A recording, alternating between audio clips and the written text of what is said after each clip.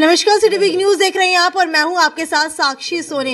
इस वक्त मेरे साथ मुकेश गौड़ मौजूद है जो यूथ एंड स्पोर्ट्स के चेयरमैन है। इस वक्त हिसार के अंदर आए हुए हैं, मौजूद है हिसार में। सर, सबसे पहले आपसे जानना चाहूंगी कि स्पोर्ट्स को लेकर के आपको हरियाणा के हिसार की स्थिति कैसी नजर आती है?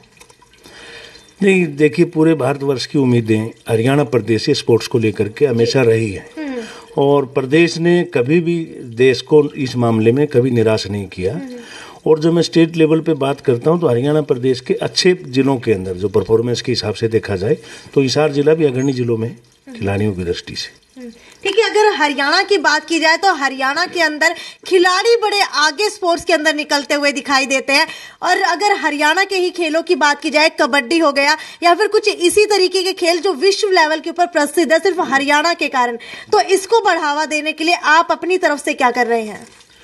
देखिए, खेल की अगर मैं बात करूं तो कभी एक समय था कि पूरी दुनिया के अंदर बॉक्सिंग को क्यूबा के नाम से जाना जाता था। आज फख्र है कि पूरी दुनिया में और देश का एक छोटा सा जिला हरियाणा प्रदेश के अंदर ही भिवानी है। वो समय दूर नहीं जब लोग कहेंगे कि क्यूबा को भी हो सकता है ये कहने की मिनी भिवानी है, क्योंकि भिवानी के अंदर और अपने आसपास के इलाके के अंदर बॉक्सिंग को लेकर के, कबड्डी हमारा पुश्तनी पुराने समय से खेल है और सदियों से हम खेलते हैं, परंतु बॉक्सिंग में जिस प्रकार की प्रोग्रेस की है, चाहे कुरुक्षेत्र की तरफ आप जाएंगे तो हॉकी को लेकर के जुनून है, सोनीपत और आसपास के इलाके में जाएंगे तो हमारा ग्रामीण परिवेश का खेल कुश्ती है।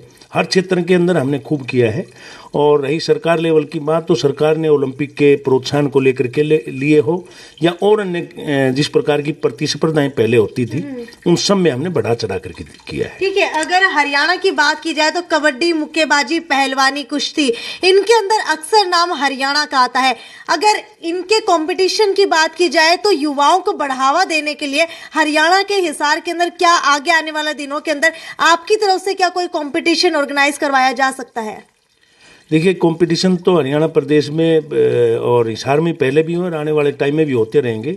फिलहाल हम आगे की रणनीति के तहत, जैसे चाइना और बाकी जो देश, अमेरिका जैसे देश जो हैं, कि ज़्यादा से ज़्यादा ओलंपिक के अंदर कैसे पार्टिसिपेट करते हैं और कैसे वो मेडल लेके आते हैं, उसी रणनीति पे हरियाणा प्रदेश फिलहाल काम कर रहा है।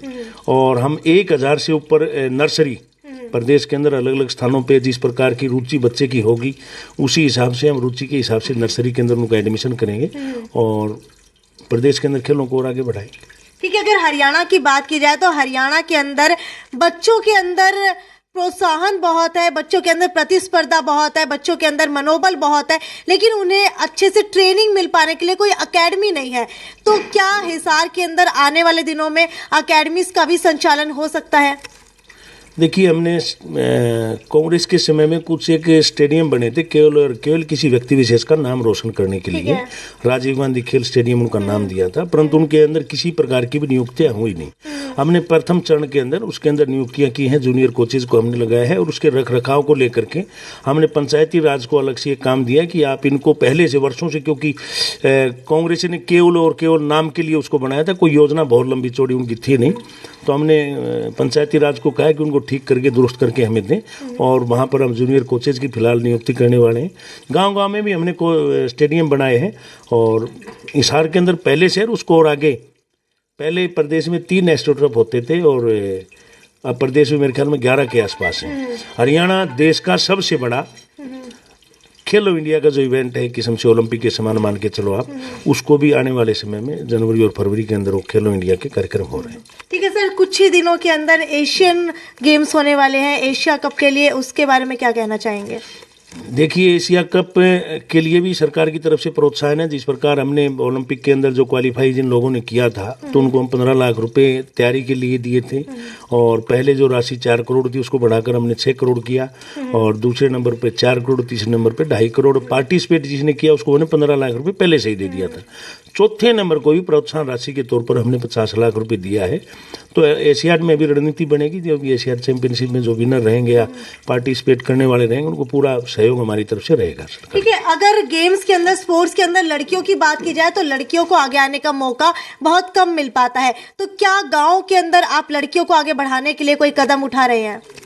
नहीं, ऐसा नहीं, लड़का और लड़की की कोई अलग से यहाँ पर नहीं है। पूरे आप किसी भी स्टेडियम में जाकर के देखिए और जब खेल की बात आती है तो जब ओलंपिक के अंदर हॉकी की बात आई तो रानी रामपाल और ये हमारी धरोहर, इन बेटियों ने हमारा पूरी दुनिया के अंदर एक बेटी ने किस प्रकार मतलब दुनिया की सबसे खतरनाक टीम जिसको माना जाता है उसके साथ साथ गोल को रोकने का काम हमारी बेटी ने किया।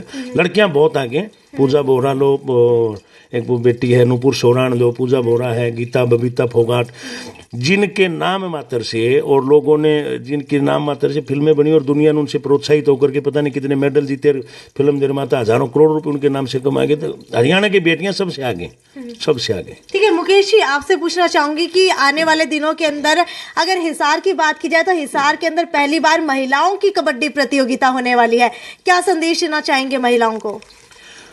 वो हमारे एक युवा, हमारे खेल प्रकोष्ठ जो है उसके नौजवान साथी हैं और उनकी बड़ी महत्वाकांक्षी योजना है और उनको लगता है कि योगेश जी को कि पहले से उनका कबड्डी में कुश्ती में रुझान रहे, तो उन्होंने एक बड़ी अच्छी योजना का प्लान किया। मेरे पास आए थे तो मैंने कहा कि ठीक है आप करवाइए, हमारी जो मदद होगी आपकी करेंगे।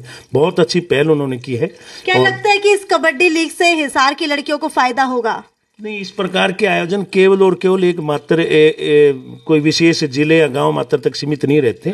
इस प्रकार के आयोजन जब होते हैं तो पूरे देश और प्रदेश में, क्योंकि आजकल तो यूट्यूब का, फेसबुक का और सोशल मीडिया के बहुत सी इवेंट हैं जिनका माध्यम है, तो हजारों लाखों करोड़ों लोग इनके माध्यम से देखते हैं और उन चीज़ों से प्रोत्साहित होकर, अच्छी हो से बुरी हो, जैसे गलत संगत में लोग जाते हैं तो गलत लोग को देख के ही जाते होंगे, परंतु जब अच्छे काम आप करोगे, अच्छे कार्य करोगे तो निश्चित तौर पर आपसे प्रेरित होकर के उसके रिजल्ट देख करके, परिणाम देख करके और लोग आपकी तरह करने का प्रयास करते हैं। ठीक है, बहुत बहुत शुक्रिया आपका हमसे बात करने के लिए। तो ये हमारे साथ मुकेश जी थे जिन्होंने हमें साफ तौर के ऊपर बताया कि आने वाले दिनों के अंदर स्पोर्ट्स के अंदर इनकी क्या प्रतिभागी जो है, आगे आने वाले दिनों के अंदर जितनी भी महिलाएं हैं उनको किस तरीके से ये सपोर्ट करने वाले हैं। खैर ये तो यहीं तक की खबर थी, आगे भी आपको इसी तरीके से खबरों से रूबरू करवाते रहेंगे। तब तक ज़्यादा से ज़्यादा शेयर कीजिए। नमस्कार।